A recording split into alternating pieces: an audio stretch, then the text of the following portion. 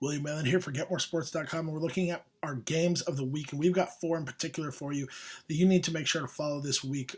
Top 25 matchups, if you will, and we're going to start off on Tuesday night with the number 2 Maryland Terrapins traveling to Chapel Hill to take on the top 10 ranked North Carolina Tar Heels. Obviously, with the news of Marcus Page returning for Roy Williams' squad, I mean, that's going to be big news for them. I expect the Dean Center to be out of control.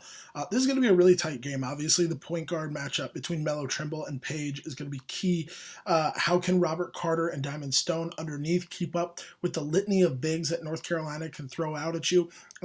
This one has been tough for me to pick. I will say that I'm going to go with North Carolina, especially with Page coming back and it being at home, though. Don't be surprised, because Maryland went on the road and won some really tough games last year. And I'm not going to say that they're absolutely going to take that into this year and follow suit, but this is a tough team. This is a veteran team. They also have some young talent as well. And I think Mark Turgeon's got this group playing really well, but I'm going to go with the Tar Heels. I have them winning anywhere from between 4 to 6 points. I don't think this one gets out of control one way or another at any point of the night.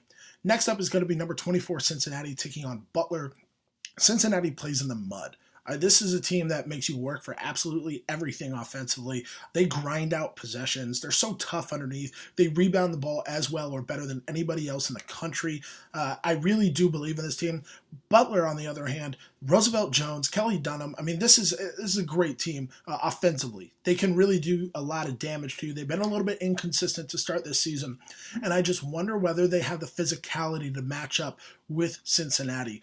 So I do think that Dunham and Jones will be able to get a little something going, but I think Cincinnati is one of the sleeper teams nationally. I'm going to go with the Bearcats in this game.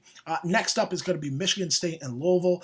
This is another big-time matchup. Louisville's really flying under the radar this year with all the off-the-court trouble that they've been through this season and this offseason. Not a lot of attention has been paid to what they actually have on the floor. I think that's going to change. I think they're going to put up a big-time fight against Michigan State.